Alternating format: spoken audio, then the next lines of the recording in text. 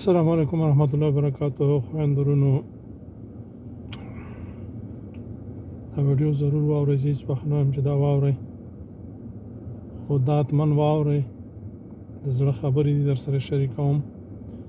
قدرمنو، که ژوند غواړئ، څوک چې زما په خبرې پوهېږي، که ژوند غواړئ، د انسانانو په څېر ژوند غواړئ، لکه څنګه چې په نړۍ کې انسانان ژوند کوي، او تاسې هم په خپله خاوره باندې د عزت، د پت، د اسلام، د قدر او د خپلواکۍ ژوند تېرول غواړئ د اسلام په چوکاټ کې، نو لارې یوازې او یوازې د یووالي ده. ټول به سره یو کېږو، علماء کرام، طالبان، تبلیغیان، مجاهدین، ښوونکي، شاګردان، انجینران، کروندګر، دهقانان، زمینداران، باغبانان، هټیوال،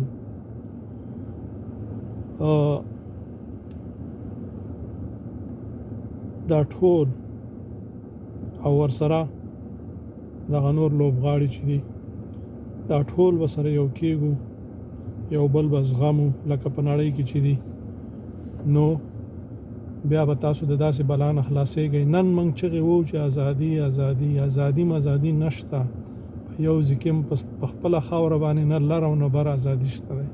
دا تش خبرې دي. بخښنه غواړم، خبرې مې ډېرې کړې. ازادي هغې ته وایي چې ته په خپله خوښه باندې فیصلې وکړې. نن ازادي نشته. زمونږ او ستاسې د اسلام په چوکاټ کې هم آزاد نه یو. نن موږ او تاسې زمونږ په خاوره باندې اکثر لر و بر شي دي. څه رقم اسلام غواړي؟ هغه اسلام چې پنجاب غواړي. په جریان کې نظم پنجاب چې چاته کافر وویل، هغه کافر دی. که هغه بیا مفتی، که عالمي، که تبلیغي، که مجاهدي، هغه بیا کافر دی. او که پنجاب ورته پنجابي په خپله نه وایي، د پنجاب مولایان به ورته وي. او که کافر ته مسلمان وویله، بیا هغه کافر د ټولو نه ښه مسلمان دی. چې بیلګې موږ او تاسې ګورو، یوه بیلګه به یې درته ووایم. که د پنجاب مولایان او د پنجاب تربیه شوي مولایان که په هندوستان کې د یوې نجلۍ سره ظلم وشي، ټول په سوونه زره مولایان او طالبان او مجاهدین به راپاڅي او د هغې خلاف به خبرې کوي او غندي به. خو که په چین کې بیا همدغسې جنکۍ وژل کېږي، په امبورونو ته یې غوښې غوڅېږي، مولایانو نه ګیرې کالیږي او سرونه یې غوڅېږي او داسې نور. په چین کې داسې پیښې شوي دي چې زه ځان نه خجالت وباسم چې وایم. د کور نران تړي او د هغوی د ښځو سره زیاتی کوي، جنسي تېری ورسره کوي. بیا چېرته د پنجاب دغه مولایان؟ خو په جریان کې نظم. عزیزانو، که چېرته رښتیا مسلمانان یاستئ، علماء کرامو، ستاسو د هغه اسلام نه قربان چې کوم محمد مصطفی صلی الله علیه وسلم راوړی، چې هغه قرآن دی او هغه حدیث دی، هغه نو ستا په کور کې مسلمان او په ټولې نړۍ کې مسلمان، ټولو ته یو رقم حق حاصل دی. خو ته یې په دې باندې نګران کړی چې ته به اول د خپل کور مسلمان پوښتنه کوې. دا نه چې کور کې د ظلم کېږي، بچي د حلالۍ، خور مور د حلالۍ، پلار ورونه د حلالۍ ته مړې سترګې نیولي. خو چې کله په فلسطین کې او په برما کې او په هندوستان کې یو خبره وشي، نو بیا پړي شکای.